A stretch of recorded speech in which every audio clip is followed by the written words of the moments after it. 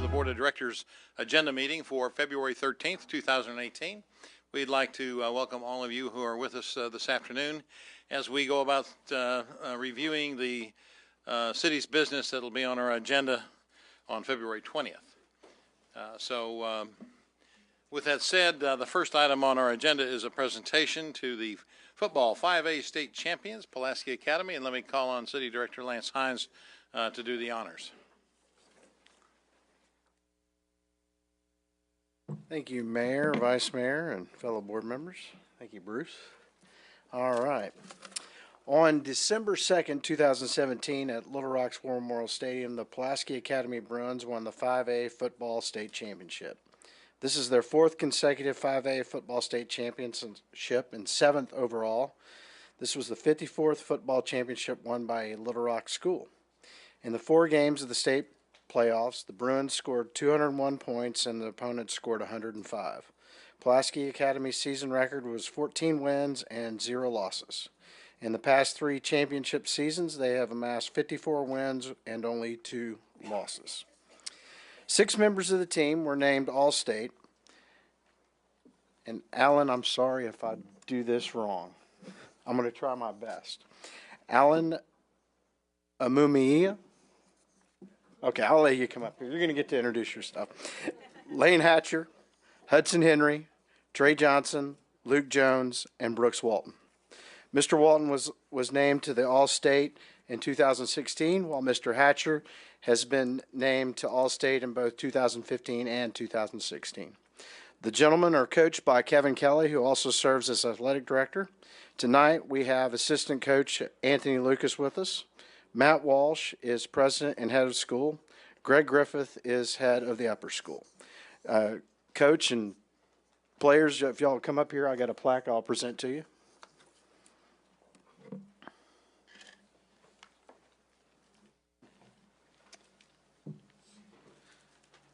So this plaque says, Mayor Mark Stodola, the City Board of Directors, and City Manager Bruce T. Moore congratulate the Pulaski Academy Bruins 2017 5A football state champions.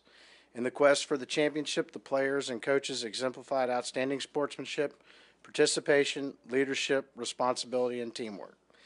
February 13th, 2018. Congratulations, guys. Appreciate it. Thank you. We got a picture and then we'll let you guys.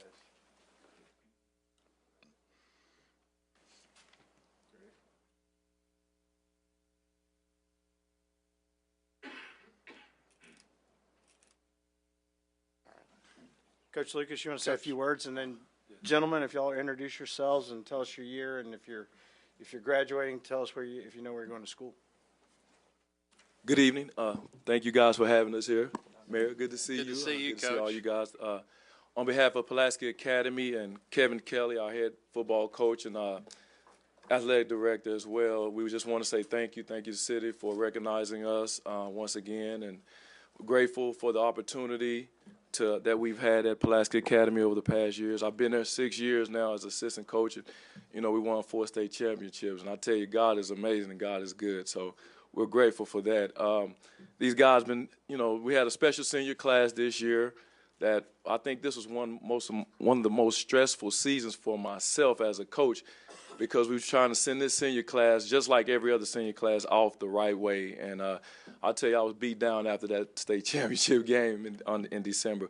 But once again, thank you guys so much for everything y'all do, not just for the schools and for everything else, just for the city of Little Rock and everybody surrounding. We really appreciate the hard work you guys do. Thank you. God bless. Thank you. Thank you, Anthony.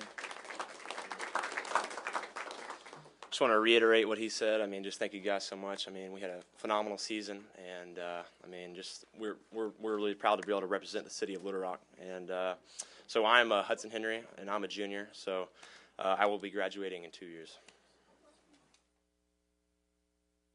Yeah, just kind of what they said. Thank you all so much for giving us this presentation. My name is John David White, and I'm also a junior, and I will be graduating next year. Thanks for the presentation. My name's Ephraim Sue. I'm a senior, and have plans for college yet. Still undecided. Thank you guys so much. We're happy to represent Little Rock the way that we can. And my name's Alan Amuimuia. I'm a senior, and I'm going to the Air Force Academy to play football. Very good. Well, coach and team, you guys are making this a real habit.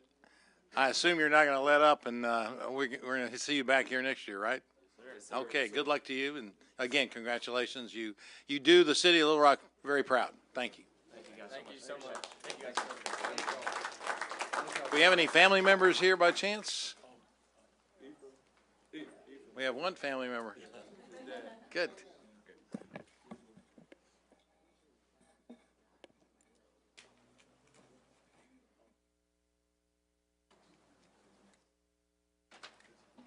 Mayor, don't leave Anthony. Let me recognize Director Richardson, please.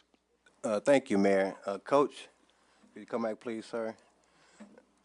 For those of us who don't remember or have selective amnesia, Coach Lucas has been one of the finest receivers the University of Arkansas I've ever seen. He's done a good job representing Arkansas on and off the field, obviously off the field tonight when he had that uniform on, wearing number 80, I believe.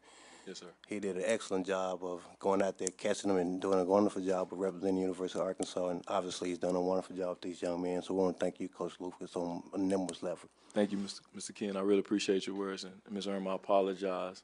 Directors, I'm sorry. I didn't mean to say it wasn't meant in that way. Thank you. There are those of us who remember. Director Wright. Ken, I know you don't know this, but Anthony and my parents are from the same hometown, Tallulah, Louisiana. Oh, I didn't know that. Yes, ma'am. He didn't know it. They're trying to get He you. did. Yes, he did. We discussed it. How do you think I know where he's from? Yeah, he didn't know it either. Small He just town. forgot. It's been a long, That's news to many him, too. years. We Yes, we yes. partnered together, Yes, ma'am. so yes, we ma'am. do know each other's history. Yes, ma'am. Yeah. Yes, ma'am. Bye, sweetie. All right. No, it's fine. Thank you. Thank you all. Good job. Just teaching you, that's all. Thank you all so much.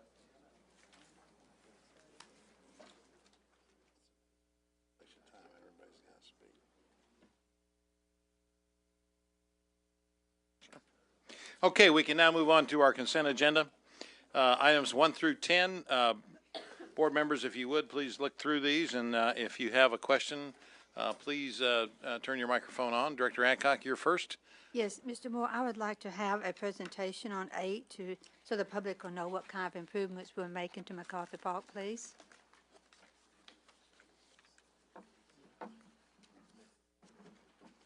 Director Hancock, this resolution is simply to set March 20th as the date for the public hearing. I know that. And I think that they've got a press conference scheduled for next week where they're going to go into the details on the park. And so I wonder if it might be better to wait till then since, Next week will be fine. thank you. Very well. Anyone else? Items 1 through 10. Director Wyrick, please, you're recognized. Can I have a report on item 2? And also, I think we have I was trying to find the item where we're buying additional turnouts or replacement turnouts. I'd like to know how many we're buying and what the situation is Item with 4. that. Is it 4? Yeah. Okay. And item 4, 2 and 4.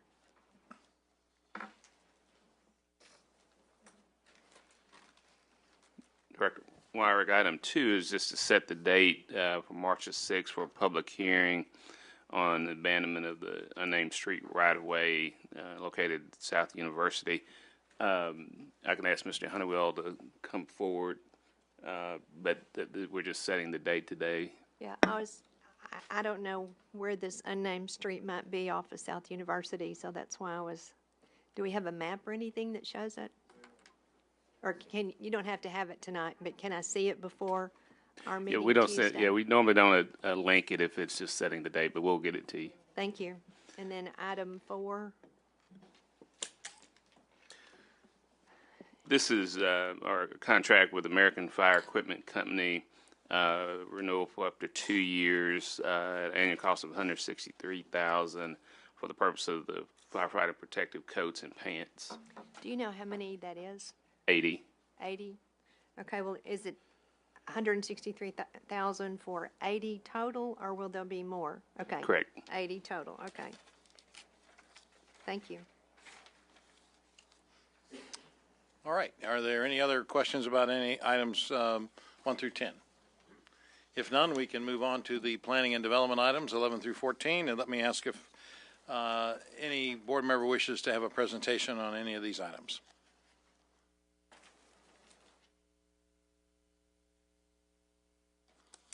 Director Adcock, you're recognized, please.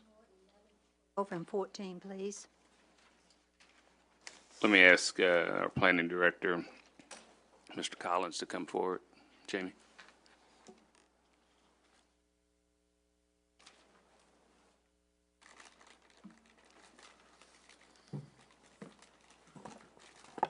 Mayor, vice members of the board, 11, you said 11, 12, and 14? Yes, sir.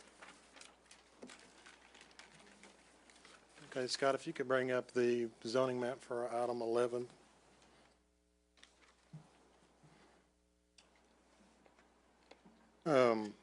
What this is this is a property that originally was zoned planned industrial there close to Mapleville Pike and Mapleville Circle, and that original planned development didn't happen.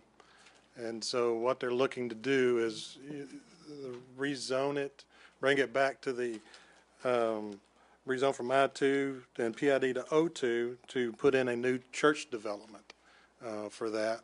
This property is just a little bit northeast of the existing State Highway Department buildings. If you're looking for location in that area. So the development, we've notified Town and Country and the Southwest Little Rock United Progress Association for this. Even though we feel that even though it's surrounded by a little bit of the industrial, there's also some office development like the Highway Department just a little bit south of it, that the area shouldn't be impacted by that office zoning for the use of the church development that they're looking to put in. It's going to be the whole section there? That whole section, yes. Okay. It's a larger, the original one, the PID come in, it was a church development too. It just didn't go.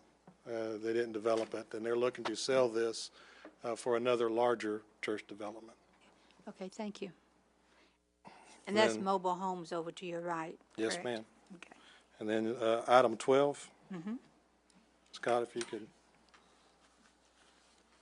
pull up the zoning map for item 12.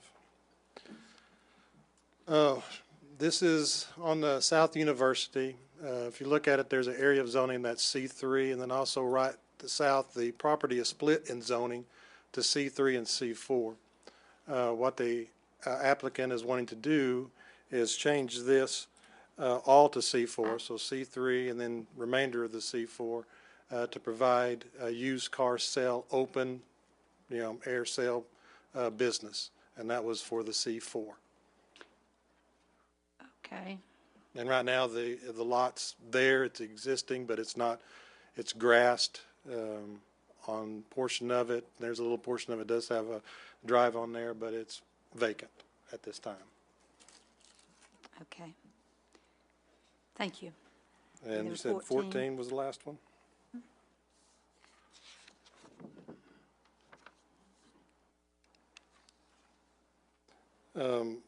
This is south on Scott Hamilton, south of the highway, right there south of J.E. Davis.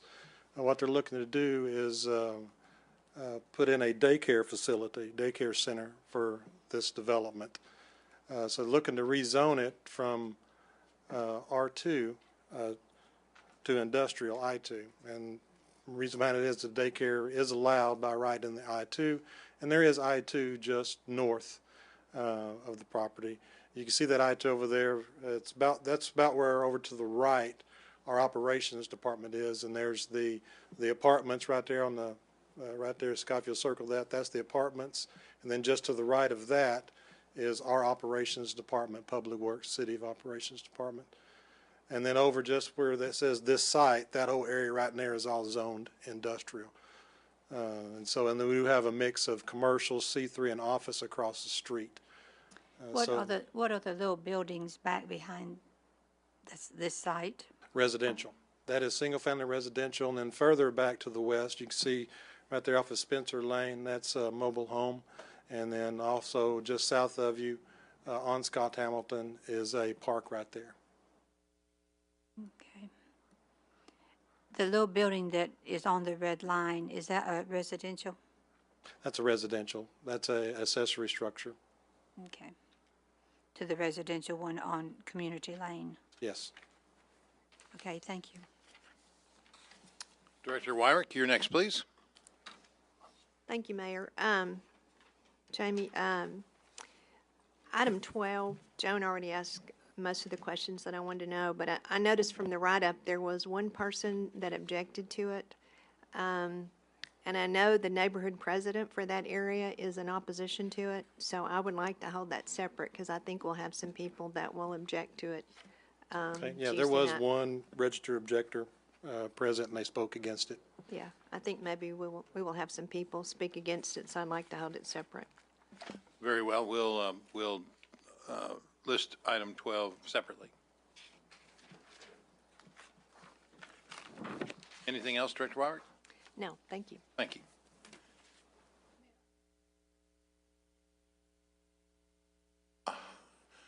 Director, That will go out, or drive that will go out in Mableville Pike? Pull that up.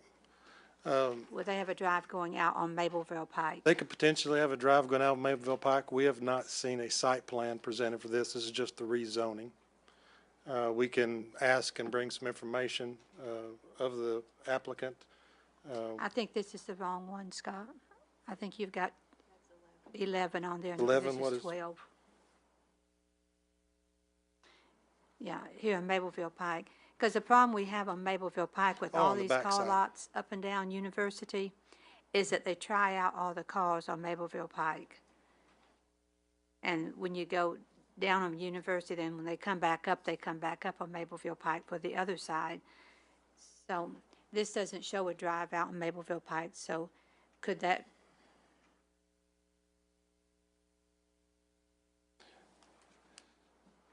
Right now, nothing's been proposed to town right there. I'll have to get back with you on there. There is also that common drive I spoke of right there to the south. So I'll have to bring that and send that out to you. That I don't have that information if they plan to utilize that existing drive. okay. I'd like to know if it's going to be open drive to Mableville Pike right there. Okay. Thank you. Director Wright, you're recognized, please. Mayor, my question's on the separate items. Okay, we can move to those. Go ahead, please. Okay. Item 16 and 17, Mr. Moore. On number 16, I understand that that is continuation of our agreement with Rock Region, but I do have some concerns. The covered seating areas that I requested have not been installed yet. As I understand, they're supposedly planned for. I need to know when they will be installed. I continue to see vulnerable people at the cottages standing out there, and many of these people need our assistance, and this is something that you had advised me that they were planning to install. I need to know when. And also, too, with the covered seating areas, who maintains those? Is that the city's responsibility, or is that Rock Region's? Rock Region. Okay, I think I might need to see them pay a little bit more close attention to the condition of them. Some of them have become eyesores. I've noticed some of them are not, but I've noticed particularly in Ward 6 they can become an eyesore. Also, too, some of these sites along Barrow where the bus runs, we don't have any covered seating sites.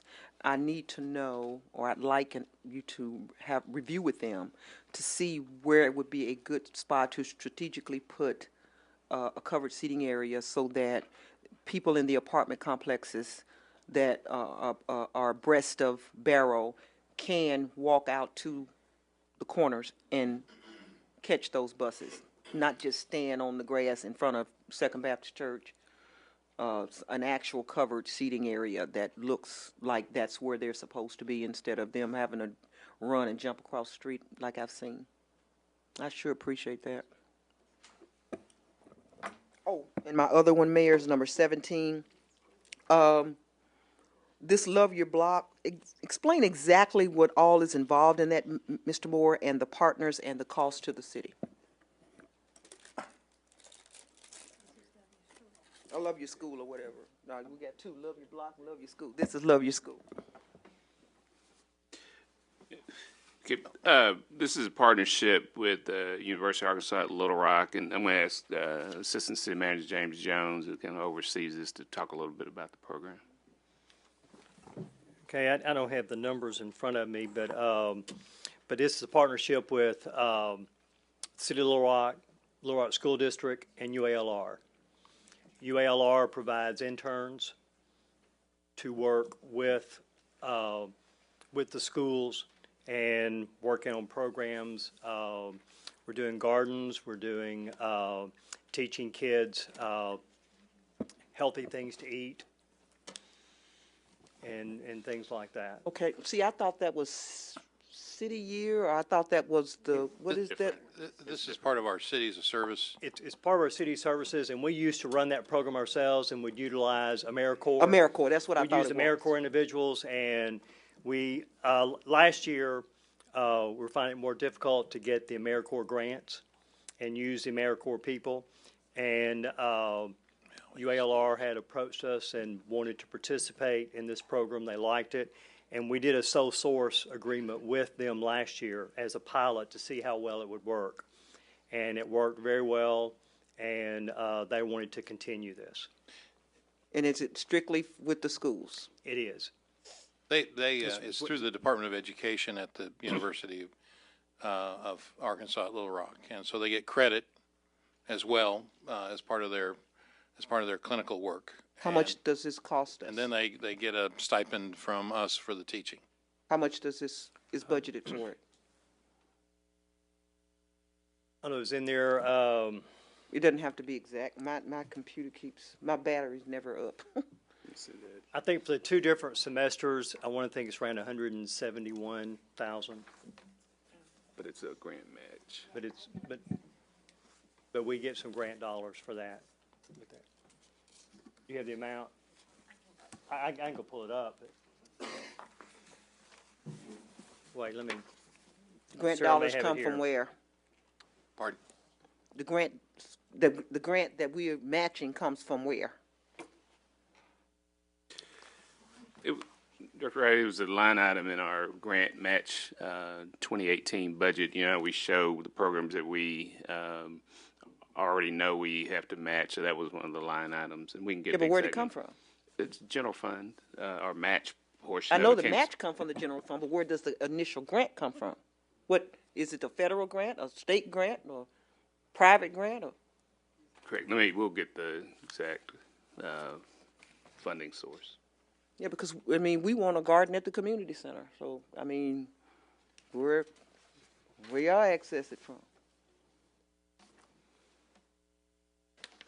And if it's strictly for schools, then maybe we can find another way. Well, it's directed to the schools. It was It's a federal competitive grant out that of the we received CDC. about 5 years ago, and we've continued with the program. It is a program that really teaches children at a very early age about the importance of good eating, fresh vegetables, gardening. It teaches obviously issues dealing with science and math and reading. Recipes that we do with the Cooking Matters class that is taught as well after school with the parents as well. So it's a program that is very well received. It's a joint operation that we do with our school district. I have no objection to the program. I want to understand it. I want It to was a make Bloomberg. sure. It was an initial Bloomberg grant. I just want to make sure that my schools are accessing it. I knew of one community garden at Romine and one. I thought they had one at Bell. I think they explained it to me when they had AmeriCorps there, but I'm not sure it's still there. And if the schools are not accessing it, then I need to understand why. But if we're funding it, I want to know what I can go and talk We can't fund all 23 of our elementary schools.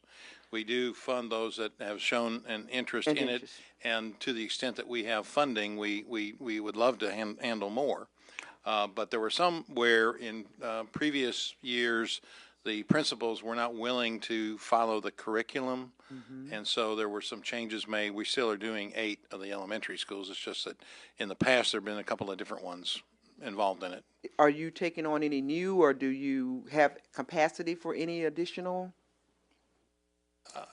James, you may be able to handle that. I don't believe, I think We we're at full don't. capacity. At this time, we don't, and we've set up the interns based on the number of schools that have wanted to participate in the program.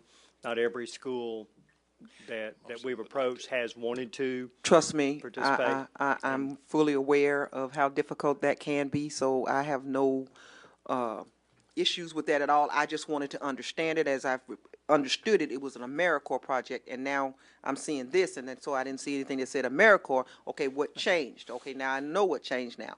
So I'm clear.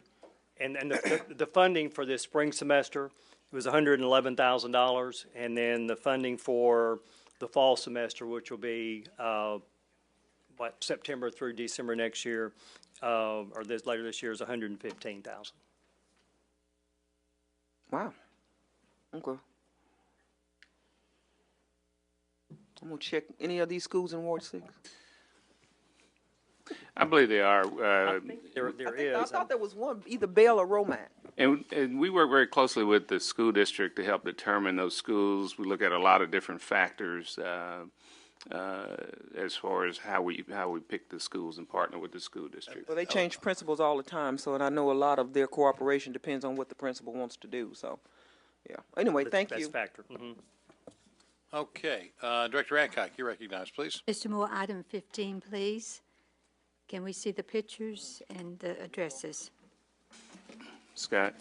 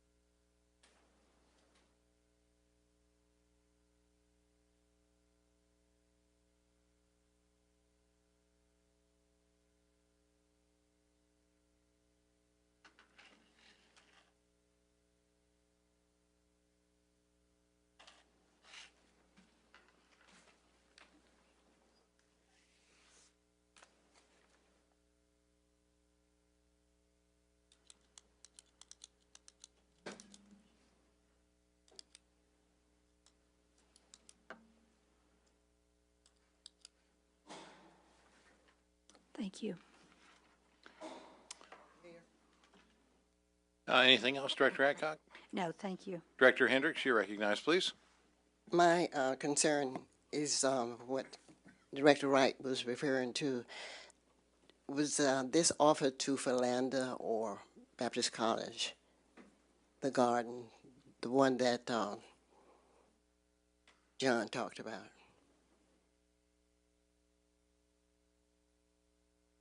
Yes or no? Is that for you, Bruce? Are we talking about the Love Your School Money that's going to program? ULR. It's a sole source with the university. Well, I have a problem with that. She may be satisfied, but I have a problem with that. We sit here and certain things go to certain people without competition. It's wrong. And I hope you hear what I'm saying. Thank you. Director Richardson, you're recognized, please. Yes, thank you, Mayor. Bruce or Mayor, you made reference to 15 that there's certain no, 17, there are certain parts of this that deals with education about the benefits of healthy eating. Are we restricted to elementary schools with that grant? I'd have to look at the parameters, but I will tell you that's where we've targeted. We do a Cooking Matters class there, or at the elementary schools for the parents, and It was originally targeted at schools that had 95% free or reduced lunches. Great, So but we figure looked out at the food deserts and focused that aspect of it. Let me try to dovetail that, Mayor, with item number 15 that Joan referenced with respect to these condemned homes. While these vacant homes may be eyesores in parts of our communities, vacant lots are eyesores as well. And figure out, Bruce, if we have a way that we can use parts of this grant to educate people in those communities about doing actual gardening in those areas, and rather than just teaching them about the benefits about healthy eating, but teaching them how to actually do the gardening, the growing, and employing them to do that kind of work, because most of these vacant homes we're talking about are in food deserts. So there's whatever kind of flexibility we have to look at doing that. Do we have that? we have done gardens at schools, so Bell, Western Hills, just to name two. So that's part of the concept with the Love Your School program, but it's at the campus. So we don't have the flexibility to move it beyond the campus to some of these areas where we're going to obviously have vacant lots when we tear down these homes in the next couple of weeks. We don't have that flexibility. That's what I think I'm hearing you say. I don't know. The other problem is we don't own these lots that where these houses are. What about the ones that we have in the land bank? I mean, what about those? I mean, there's a disproportionate number of vacant lots in certain parts of our cities. And I think even though we don't own them, we may have rights to them, or figuring out ways of partnerships either with neighborhood associations, Bruce or Mayor, or community-based organizations that are doing that kind of redevelopment work in those parts of our community. And let me just say that actually I'm working with one right now, a neighborhood-based organization that wants to do gardens on some of our vacant land bank lots. I've visited with the Central Arkansas Water, and they're willing to put the water in there, but you've got to have an organization or an individual responsible to pay the water bill. And that oftentimes is a very difficult thing because many of these neighborhood organizations are very loosely formed, and having someone accept the responsibility for that monthly water bill has been at times a stopping point. So, but we're certainly, I think, ready, willing, and able to let neighborhood organizations do it if they can figure that issue out. So I will tell you, there are some that are working on that. Well, thank you. I think it would be in our best interest to explore any kind of creativity, and maybe not just with this particular grant, but looking at funding streams, Mayor, where we can access funding to address. A lot of these areas have high unemployment rates or underemployment rates, and we can figure out a way to use the development of gardening projects to develop urban green job corps or urban green job corps to employ people to actually do what it is we're talking about, so we can address the food desert part, unemployment part, underemployment part, and utilize some of the disconnected adults and youth that we referenced a few years ago. So if we're not able to do it with this, I would encourage us to be creative in looking for additional funding streams, whether it's foundations or feds or state or county, if that's not too much. Okay, Director Wright, you're recognized, please. Thank you, Mayor. Director Hendricks, I was not asking, my question wasn't regarding who the funding went to. My question was that the funding was going out. And I know sometimes when I'm trying to do small things, little projects, it's hard to get funding, or we don't have this and we don't have that, and that kind of thing. And in regards to two of the schools that you mentioned, some of these organizations or schools can be very difficult to work with just because it looks like they would participate. I know one of them that you mentioned, I met with them 3 times on a project, and we had an agreement and they did not follow through. So just because they're there does not mean they are responsive. Just as I understand about the middle schools and the junior highs and the elementary schools. If the principal doesn't want to do it, it's not going to happen. You can get the agreement at the top, but if it doesn't happen at the local level, it's not going to happen. So that was what my point was. But Mayor, my question is on 18. All right, go ahead, Director Wright. No, my question was on 18, but I was just saying to her, it was not that I was satisfied with UALR having the contract. I wasn't even questioning that. Are you finished then? Did you With want, that, I wanted an explanation on 18. You're still recognized. Okay, 18. Yeah, go ahead. I asked for a presentation on 18.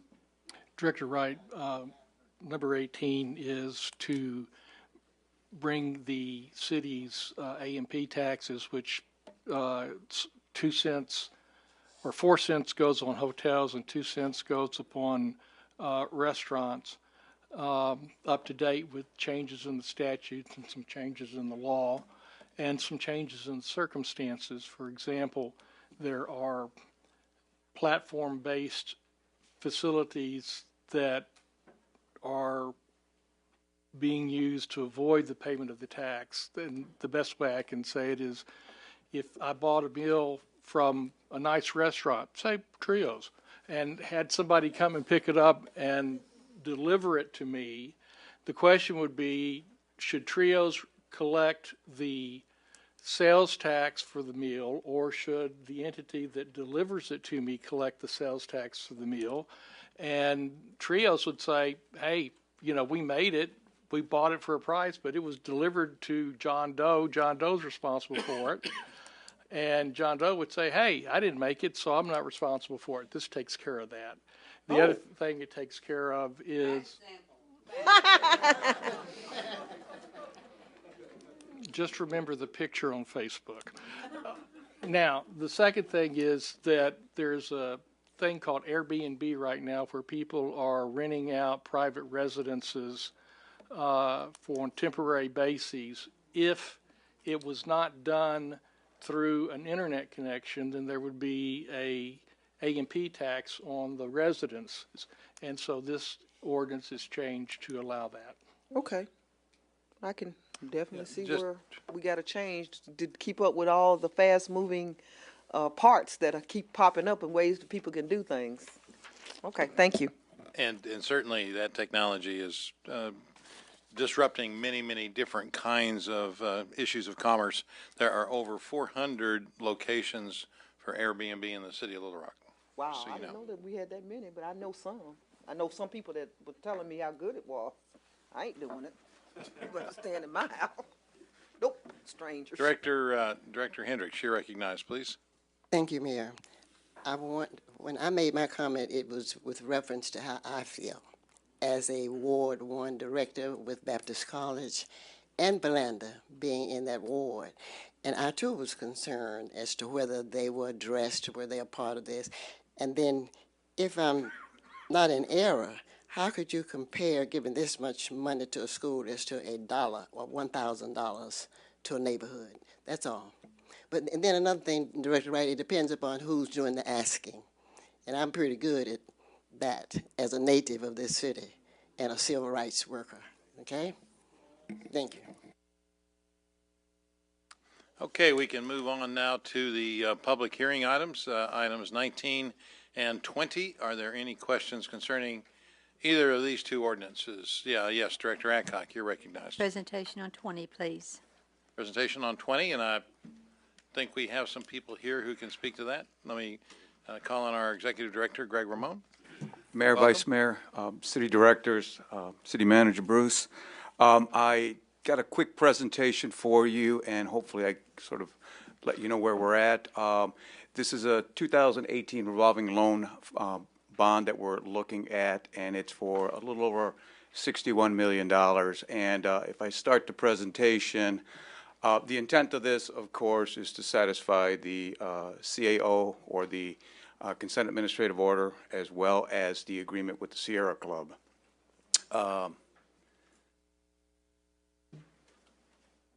This occurred in 2001, and we've been working at it pretty diligently since 2001. With the ADEQ, the agreement with them was in 2006. There are two major components to the agreement. One is dry weather non-capacity, and to make that in the simplest form, it's when you have a problem with your sewer at home, generally it's because something stopped it up and you have to have a plumber to clear it. Well, we have 1,400 miles of collection system, and that basically goes from Little Rock all the way to Las Vegas, and we have to maintain all of that area. And so periodically there will be grease blockages and so forth that block the sewer and create an overflow. Our job is to make sure that we've got a maintenance program that minimizes those overflows. The agreement calls for no more than 6 overflows per 100 miles, and that allows us to have up to 84 overflows per year. Now, of course, we don't want any overflows. In 2017, we experienced 39, so we're really reducing that number quite a bit. As a matter of fact, we implemented an entire new program based on reducing the overflows for dry weather flow. Keep in mind, every agency in the country has dry weather flow as well as wet weather flow overflows. So the one that we're working on and the one that's really costing the money is the wet weather capacity, and that's where we get into the storm-related overflows. And in that, when we first started the program, we had about 339 different sites that we knew at the time would overflow during a rain event. But that's the sites that overflowed. That's not the frequency. We had over 1,000 overflows per year based on the amount, how wet the year was. We're down to 58, and of the 58, and not only that, the sites before, when they overflowed quite a bit. We're down to 58 sites, and of the 58 sites, it really takes a pretty strong storm in order for us to overflow from those sites, as well as the amount of overflow has substantially reduced. I want to say real briefly that there are about 3 to 4 projects that we've got that will reduce that number down by 25 or so. So we're really starting to cut into that area. And then the last thing, and the last thing that this is going to be used on is our backbone infrastructure. I came to you when we talked about the rate increase, and I said we have our large diameter collection system, which is 130 miles of collection system that hadn't been looked at in easily 30 years, if not since it was installed. And I will say to you that if there's something that will eat our lunch, will be a large diameter pipe that fails on us. So that's those are the things that we want to continue to work on. And if the next slide, so it's about $61 million. It is a 30-year term at 3% rate. It is supported by the rate structure that we have in place. If we could have the next slide. Well, there we go. Okay, so this is how it breaks down, just to give you some perspective. We talked about the large diameter sewer. We're looking at approximately $7 million between 2018 and 2021 that we'll be investing in the large diameter sewer. You've requested an extraterritorial jurisdictional master plan for the wastewater group. We think it'll come in at about $350,000. And then the remainder of the projects are really projects in the neighborhoods that involve either replacing sewers, lining sewers, sewer pipe bursting, and or upsizing sewers. If I could have the next slide.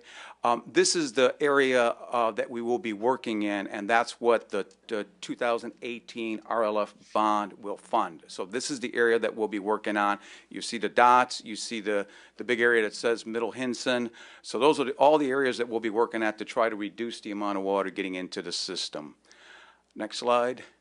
This is the backbone system that we've got, the major trunk lines to our system, and you can see they're all over the city, and we'll be looking at within the next 3 to 4 years to really evaluate and make the repairs as necessary within that system. Next slide. This is the extraterritorial jurisdictional area that we'll be studying. It's pretty much exactly what the city of Little Rock is looking into. What it will take to serve that, as well as the cost involved in doing so. And I believe that might be the last slide. Is there any questions that you have so far? I went pretty quick, but I know you have a long agenda. Director Wyrick, you're next, please. Thank you. On the Mapleville Pike project that you showed there in green, do you have easements or right-of-way for all of that work that's to be done through there? Oh, do we know that? Not yet. We're in the process of acquiring it right now, as a matter of fact. Yeah. So you're going to have to acquire right-of-way. Okay. I don't need it today, but sometime in the near future, can you send me the locations that you're proposing that on? We'll do that. So I'll have an idea. I think that looks like most of that's in Ward 7. And Am I right about that? Yeah. Okay. Yes, and Director Wright, what we plan on doing, Wyrick, what we plan on doing is when we have these projects, we will meet with the city directors to go over what that project's going to look like and its impact to the community. And what's the time frame for that? This will be 2019. Construction start late this year. Okay. All right, good. It's good to keep them informed. Do you have a contractor to do your study yet? We are going to the commission tomorrow, not tomorrow, next Wednesday, excuse me, Okay. for them to approve it. All right. Thank you. Director Hines, you're recognized, please. Greg, thank you again for presenting us. This is all not new to me since I serve as the liaison to our water reclamation authority. So. But I appreciate your keeping us up to date, and I think this is something that's been going on for, I guess, almost 20 years, and we're down to the final mile fixes, which tend to be the most expensive. We picked the low-hanging fruit over the last several years, and now we're getting into the final mile stuff. One of the things, and we had the presentation of it, but we've also, Water Reclamation's been able to expand our sewer line, service line replacement program, that this board decided to put a $1 fee on everyone's sewer bill to create a fund. But what we found out was it just wasn't going far enough, and they were able to use some I think RLF funds. If you could go to the slide on that. So that's of course, the phone number we want folks to call if they are having problems with their sewer line. And we have reduced the time from about 6 to 9 months to almost less than a month for folks. And if the next slide, this is the areas that we have served with new sewer lines, sewer service lines. So you can see we really have helped the lion's share of the city, just to give a perspective. Thank you, Greg. Mayor, Vice Mayor, I'd like to say if I think things are going really, really good, and I think we're, as Director Hines said, we're about a mile away to get this thing done. You know, the big concern for us, of course, is that as the economy heats up, the contractors, of course, become busier and busier, and it's concerning as far as what prices may come in at for future projects. So we're certainly monitoring that close, but that's probably one of the areas that we do have some concerns in. Director Adcock, did you have a question or comment? The green is supposed to be outside the city, but I think most of that green up there looks like it's in the ward. Okay, these two spots down here, the light green, where are they outside the city? On the very bottom. College Station. College Station is on the right-hand side. What is the one down here on right by all the blue? Right there. Pretty sure that's in Alexander. Those are the two areas that we serve that are outside the city. Who are we serving in Alexander on the outside the city limits? We serve. No, go ahead. Pretty much the entire city of Alexander. Where was it? The large section of Alexander we do serve. Okay. Thank you. Greg, would you put the slide up before this slide? Yep. So this is really a significant, some significant statistics here relative to the issue of the connection between the house and the sewer line, where much of the overflow issues were causing us problems relative to that led to the initiation and the ultimate settlement of the Sierra lawsuit to begin with. And so it is certainly a compliment that we were able to come up with a plan. There are other plans nationally that do help in this way as well. So I always encourage Mr. Ramon to look at those as a complement to this as well in terms of trying to meet the obligations of that lawsuit. Ultimately, that will help on our overall sewer rates that we charge our customers. So, but to have almost 1,800 replaced since 2013, when you talk about the number of houses in the city, is certainly a significant effort. So, Greg, thank you for keeping that going as best as we can. Mayor, just the last thing. In 2019, we will be coming before you with an $18 million bond, and then in 2020 with an 85.6. Those are all within our rate structure. That we approved previously. Yes, and that should get us to the finish line. So just wanted to make you aware of that. Very good. Thank you. Okay. Are there any other items concerning the two public hearings? Director Adcock. Oh, this is a new item. Pardon? I have a new item. All right. Go ahead, please. Mr. Moore, on Baseline Road by Walmart, we have 3 apartment complexes. 2 of them are kept in good condition. We have one called Terrywood that is right beside the Walmart fence, and it is in horrible condition. It continues to need lots of repairs and continues to have problems outside with trash and everything. I would like for you to look at that and have housing look at it and maybe get a copy of the police reports to that apartment complex. And then also any ambulance or fire reports to that apartment complex.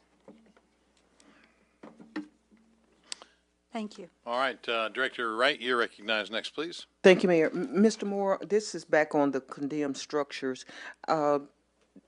Has your staff had an opportunity to check on that house on Bryant? Between Bryant and Archwood Drive, it's got to come down. I mean, there's no repair. Can I get a report on that?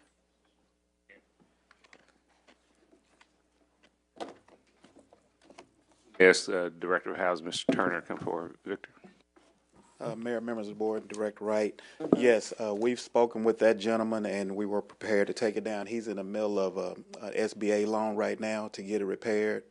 In fact, he brought us some paperwork from the SBA last week. So we're trying to get some, SBA. So, we're trying to get some kind of resolution on that. But it's the one with the vehicle under the carport.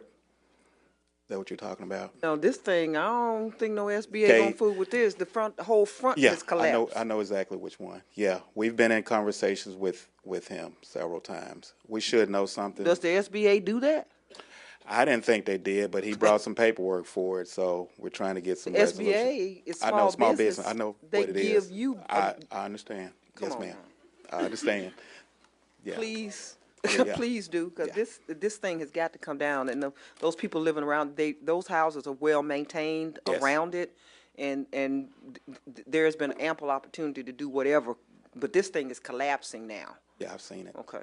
Yes, ma'am. Thank you. Director Wyrick, you're recognized, please. Thank you.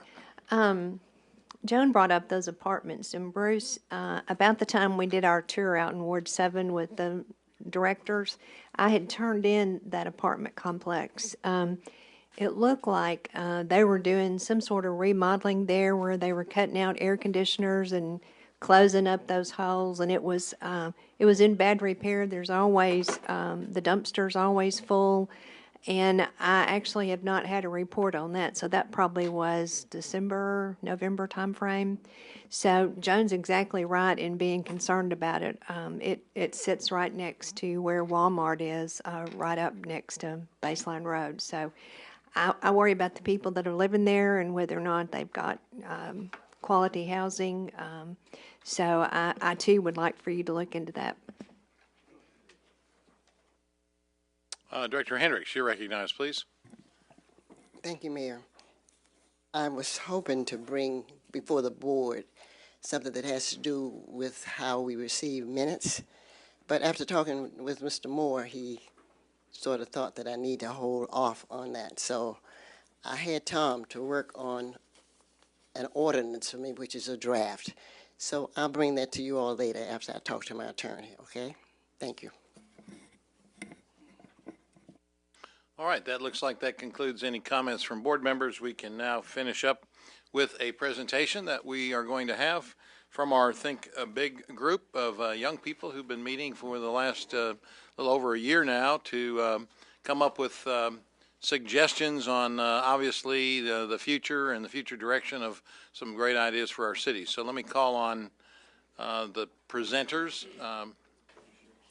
Antoine, if you would, Antoine Phillips, if you would go ahead. Oh, I'm not sure who's in charge. Go ahead. I will, Mayor, since you called on me. Don't want to be out of order. Mayor, board members, I'm one of the four co-chairs for Think Big Little Rock, and we're going to give a presentation that was very similar to the one that was presented at the chamber with some additions and update on some of the projects that's already in work. Amanda Richardson, who's one of the four co-chairs, is going to start the presentation, and Kara is also going to present. If you would have them introduced, Yeah, stand up and be introduced. I'm sorry. Now, I'll allow them all to introduce ourselves. There are four co-chairs, Mayor. The fourth co-chair, Chris East, couldn't be with us today. He had a trip previously planned. He's out of state at the time. But I'm Antoine Phillips, one of the four co-chairs, and I'll allow Kara and Amanda to introduce themselves. Hi, I'm Kara Wilkins. Okay. You can start. And I'm Amanda Richardson. I believe we were here before you probably exactly a year ago because we were also here with the Pulaski Academy Bruin football team celebrating. And we actually have been meeting as a group since September 11th of 2016. So we are going on almost a year and a half of engagement on this process. And many of you all have been engaged with us throughout this process, and we certainly appreciate that. The last time that we were here before you, we gave sort of an overview of what our group's mission was, how we were organized, what we hoped to accomplish. And so we're really excited to be before you today to present some of our recommendations and also how we are already in the process of implementing some of those recommendations. So Buckley is going to help me on my clicker. As a quick reminder, these are the folks that have really been the leadership of our Think Big group. We've had over 100 young professionals ages 25 to 40 who have organized under the leadership of this group, and several of them are also here in the audience, and so we thank them for being with us today as well. Do you want to introduce them while they're here? Okay, yeah, absolutely. You're going to put me on the spot to remember first and last names, which is... But Chris Hancock, who has been part of our education task force, Frank Scott, who chaired our transportation and environment task force, Rachel Norris, who is chair of our education task force, Brittany Nichols, sorry, and transportation and environment. Anybody else from our crew here? And then also Jordan Thomas is here from Studio Maine, and he's going to speak on behalf of Chris East and on our recommendations for transportation and environment. So we're excited to share those with you. You did a good job on that, Amanda. Thank you very much. Also, as a reminder, our mission is that we set forth at the beginning of our process is to improve overall community in the Little Rock region for young professionals. I am a Little Rock native, so for me, it's really about building community that helps me remain an engaged citizen and want to raise a family here over the next several years. And for people who may be coming here for college or looking at a place to relocate, whether that's for professional or educational reasons, really provide an environment that keeps them here in our Little Rock metro region. And then one of the things that we put together for our for the chamber banquet that we are really excited to share with you guys today is some voices from our process, some people that were engaged in the process throughout. We put together a small video that gives you some of their perspectives on Think Big Little Rock.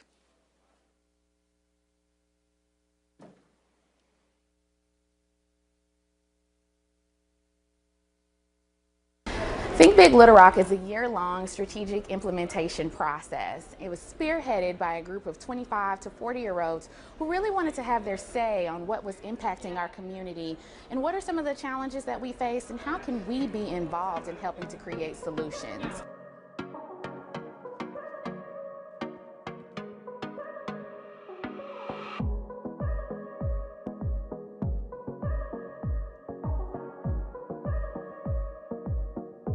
One thing that I hope to see as Little Rock grows is a thriving education system. I think that we've got a lot of positive things going on in the education system right now, though that's something that not everybody always recognizes, and it's something that not enough people are involved and invested in.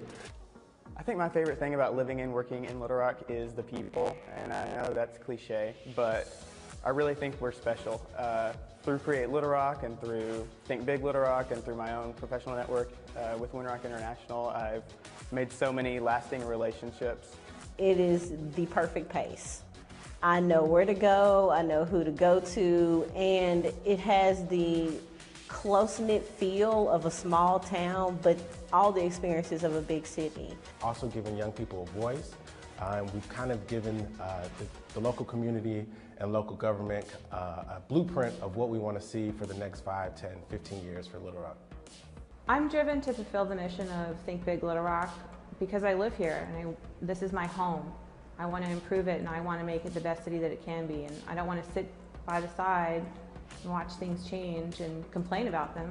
I want to be involved in making it better. One thing I hope to see as Little Rock grows is more asks of young professionals. I think there's a lot of people in town that want to give and have a lot of opinions but need to be invited to a table. So I would hope in the future, as more decisions are made, as people are thinking bigger and bigger, that we continue to be engaged and asked for the very least of our thoughts and even more so of our time. The one thing I hope to see as Little Rock grows is a greater sense of pride from the citizens of Little Rock, that we're all invested in the future of our city and that we all play a role in improving it. My favorite thing about living and working in Little Rock is that I feel like I can make a disproportionately large impact working here than I could in other places, and it really drives me to do my best every day. In terms of fulfilling the mission of Think Big Little Rock, I feel like what drives me is, like, I have to. I think we've been all charged with doing that. This is our community, and I feel like I have to, and everyone else should be invested in this community. And so trying to improve like what's going on in our city for young professionals, people in general, I think that we have to, because if we don't, who else will? So what's next? Go to thinkbiglittlerack.com. Read the report. Give us your big ideas and sign up to be a part of our implementation committee. If you care about Little Rock and you want to see it become a better place to live, work, and play, we need your help. Help us think big.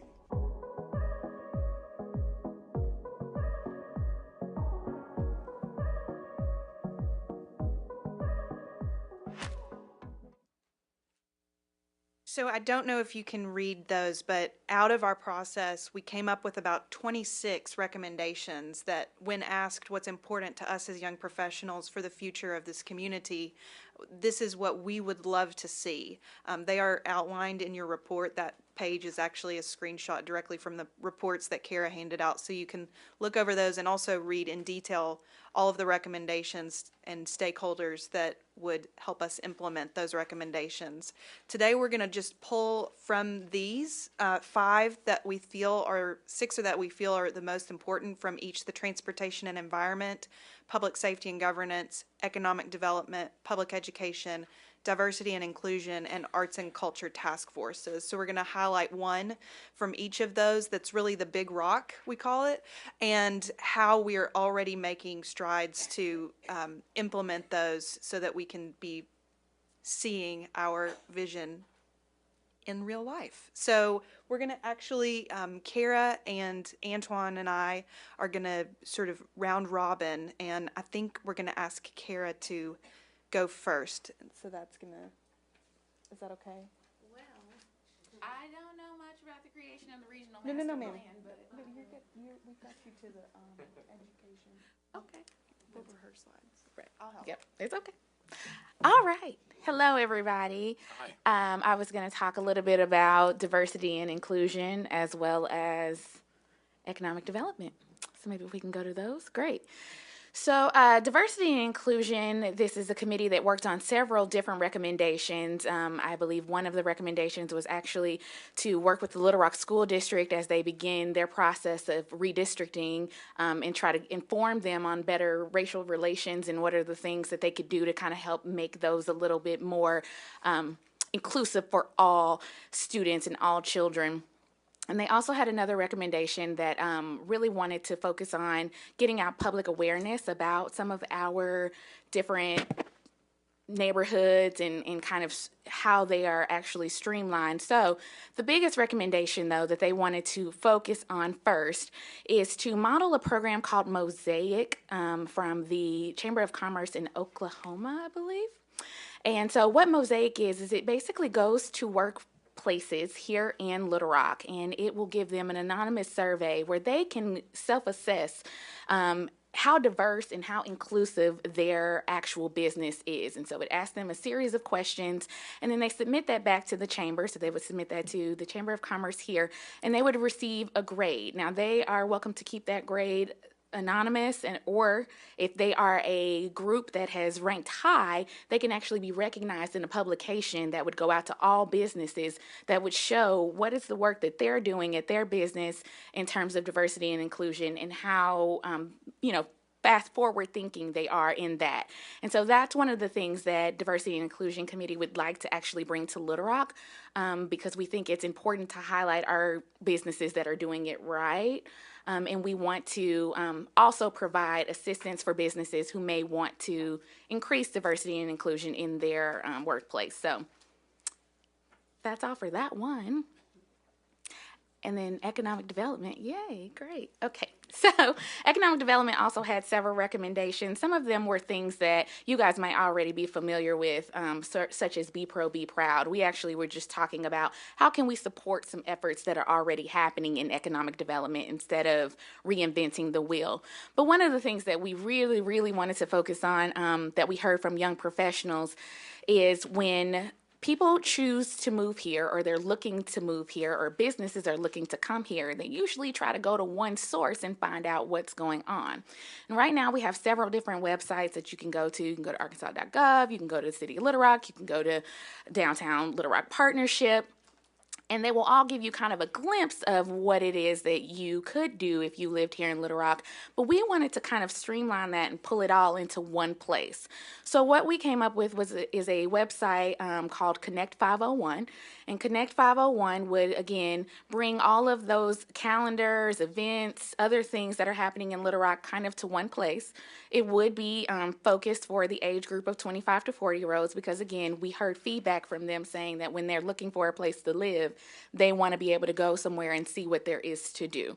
And so Connect 501 would be that place. It can also be a digital app. It could also be several other things that we think it can turn into.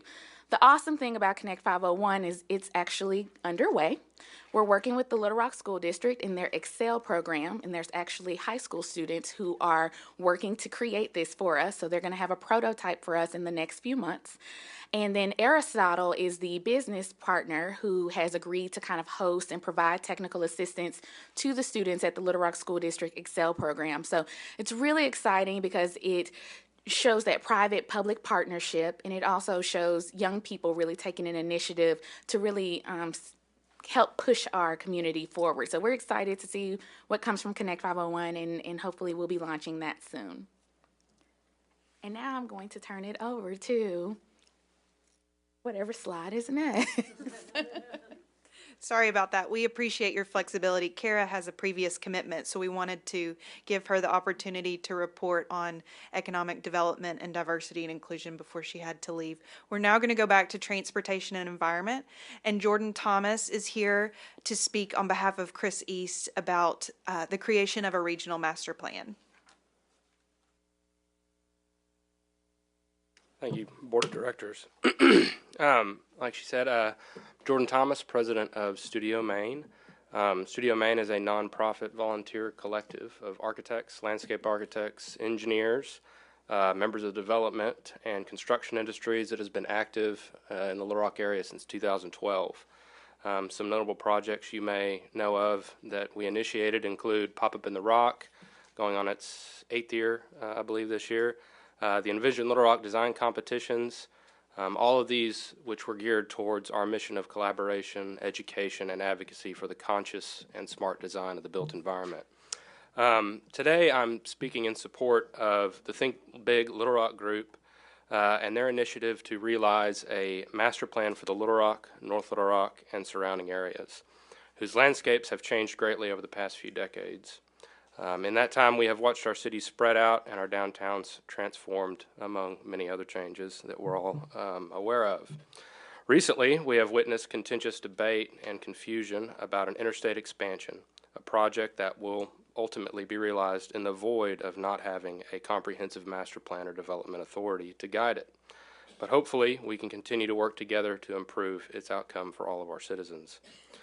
Often, we hear that our current method of planning seems to be in a mode of reaction, but what can we do to be more prepared? Well, here are some facts about the future that we can consider. The baby boomers will continue to raise the median age of our Kansans for years to come. How will we address this growing population? Younger generations are opting for alternative transportation. What are our plans to improve transit options for everybody?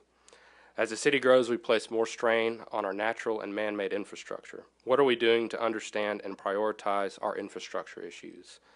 Advances in technology such as driverless cars and trucks and the sharing economy will begin to transform how we experience and use our cities. What are we doing to plan for this? The tools to develop a master plan have never been sharper. Geographic information systems, big data, social media have all reinforced the traditional paper map and allowed us to better visualize social and economic trends. All of these issues and opportunities I have just described, however complex, should be considered as we move forward, and we must have a master plan in place. Our support for a master plan focuses on the possibilities and opportunities that can be realized through the master planning exercise. A master plan is not a product, but a process that involves collaboration between numerous agencies, community groups, private organizations, and the list goes on.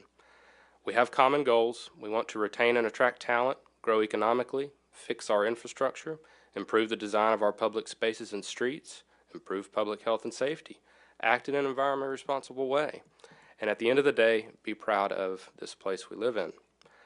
By no means will a master plan address or solve all these issues we may face, but it will at the least start a meaningful dialogue about the future of our city. Thank you all for lending your ears today, and on behalf of Studio Maine, I would like to thank the folks at Think Big Little Rock Initiative for recognizing the important issues that they're going to talk to you about today and their creative and collaborative approach to addressing them. Thank you. I believe Kara. Oh, no, man, there you go. Thank you, Jordan. Yep.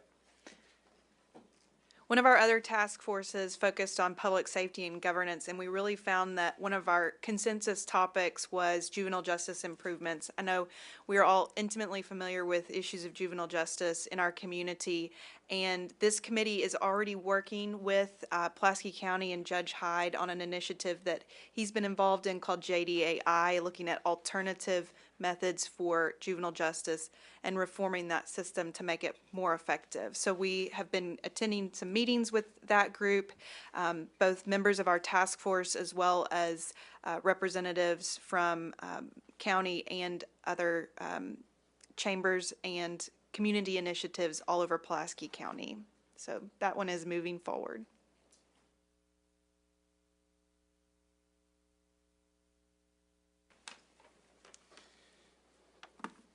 Now, I have the last two slides, which are public education and arts and culture, but if I can take a point of privilege, Amanda mentioned the last time we was here that PA won a championship, and I think the mayor alluded to that PA is going to keep winning championships.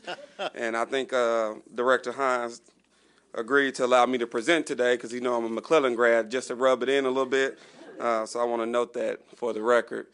As it relates to public education, our task force, as all the task forces, focus on what's important to our generation. And a lot of people in our age demographic have younger children. And when you talk to people who are young kids, one of the first things that comes up is early childhood education and affordable pre-K options. And the best solution to expand the pre-K, as everyone always says, is just more money.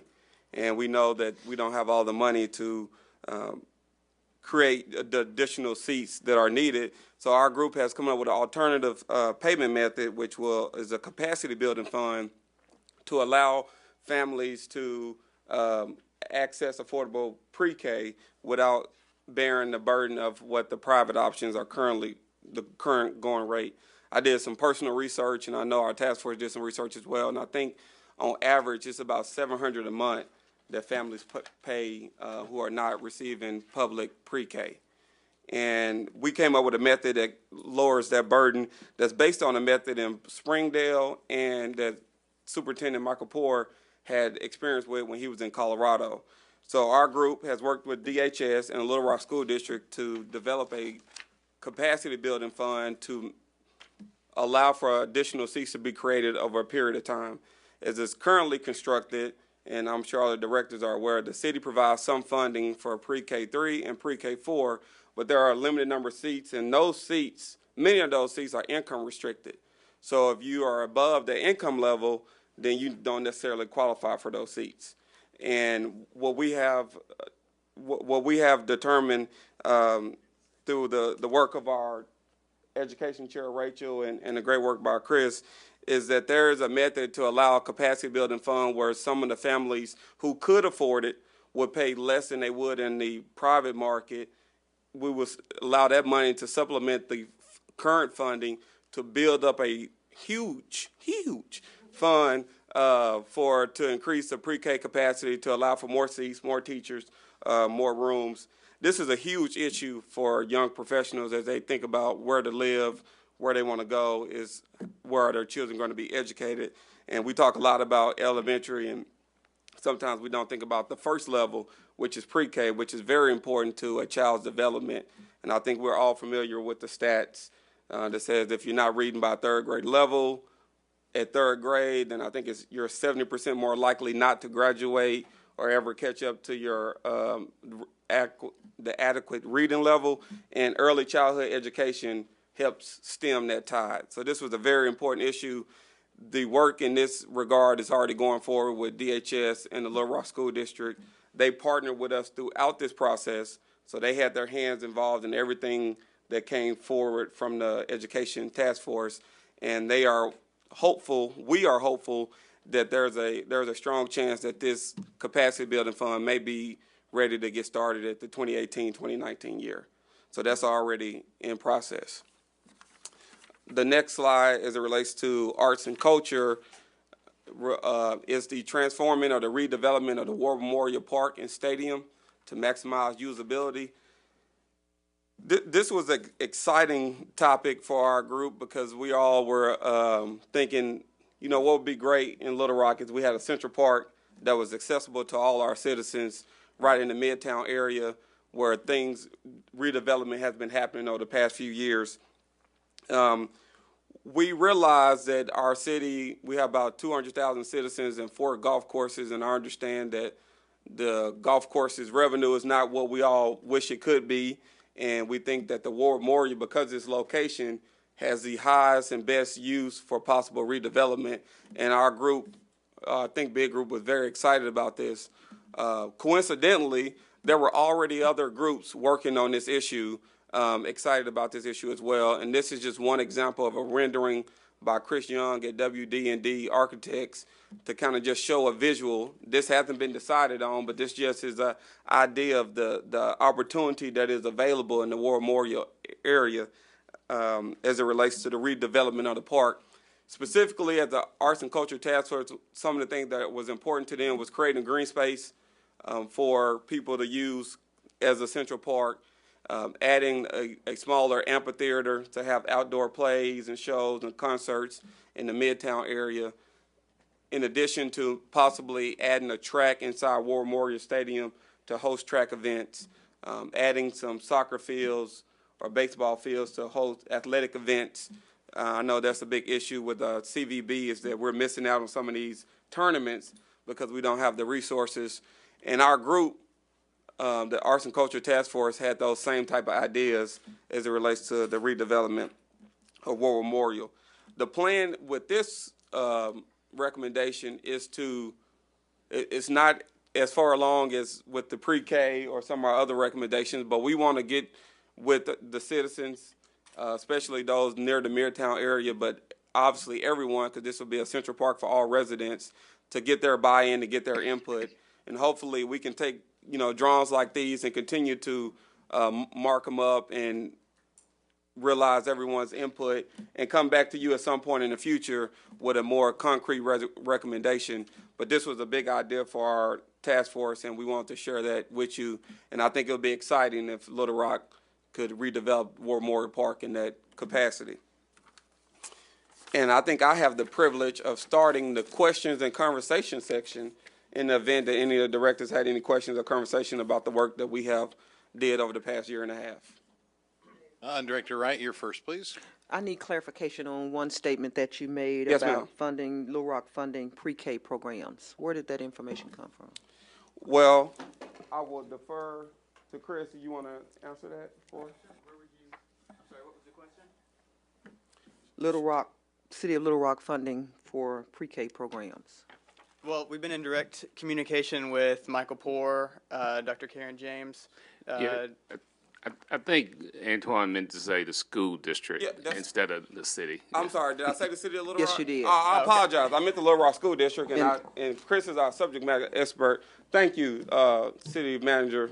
And I Ms. needed Moore. that clarified on air. You are on camera. You are being televised. People will watch this, and that question is going to be put to me, and I want to be able to respond that that is not the case. We are not in the business of education. We run the City of Little Rock. And so I know they were going to ask us that question. So that's the first time I'd ever heard that. Yeah, thank you for clarifying. If I said City of Little Rock, I meant Little Rock as in the Little Rock School District. I apologize. Thank you for clarifying, Director Rock. Director Compuris, you're recognized, please. Well, just a general statement.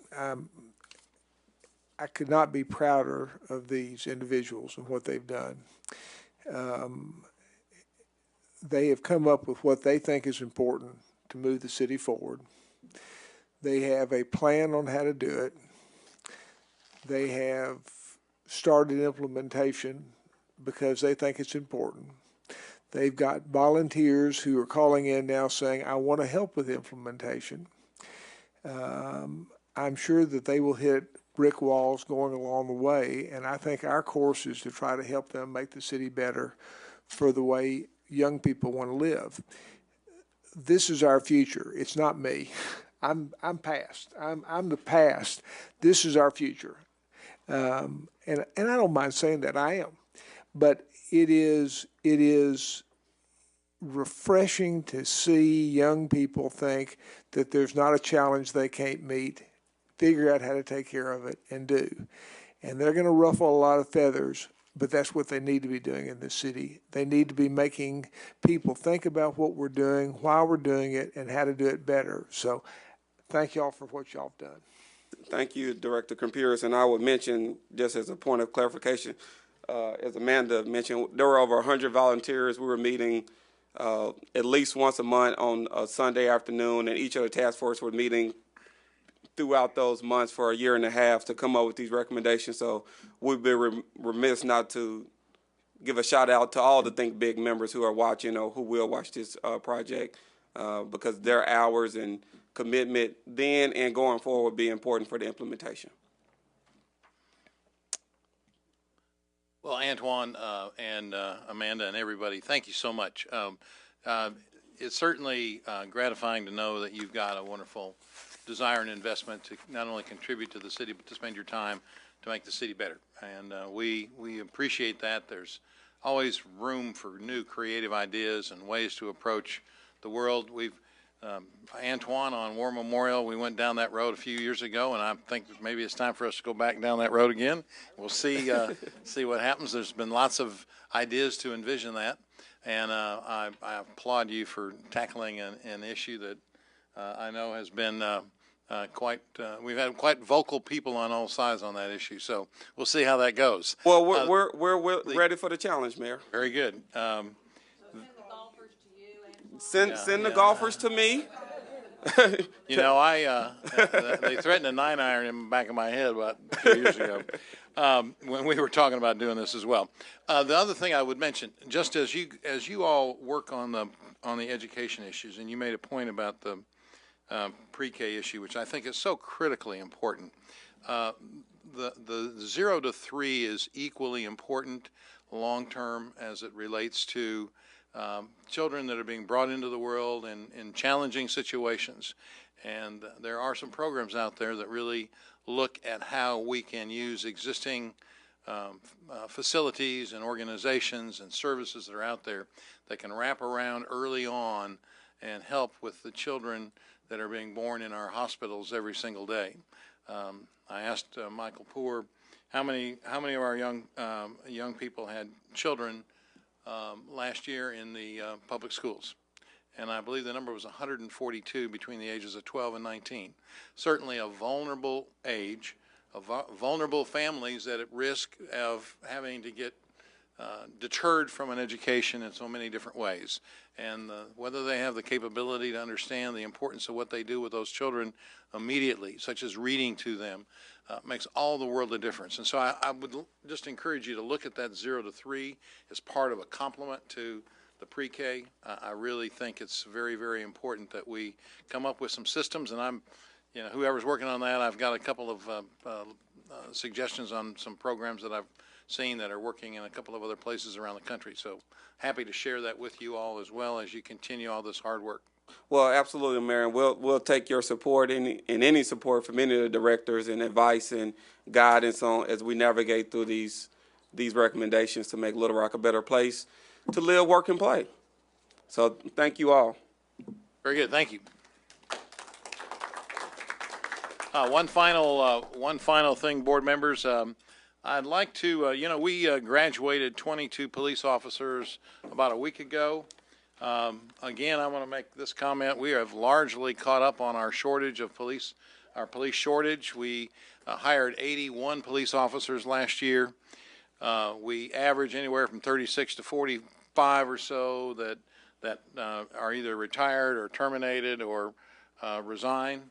And so we've got about 25 openings right now. We've got a class of 18 that is starting up at the end of the month, with another class that will again start up again in the year. We're doubling up. But one of our new officers, I believe, is standing out here protecting us, and I'd like to invite him to come in.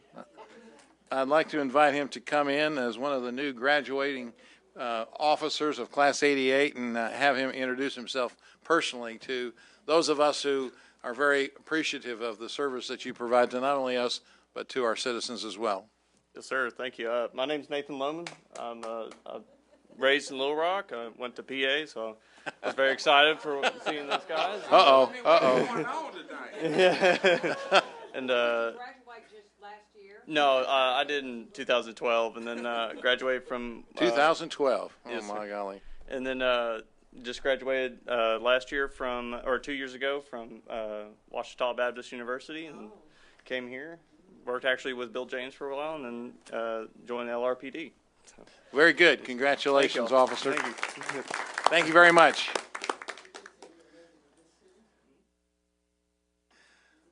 Okay, that concludes our business for today. Thank you all for attending.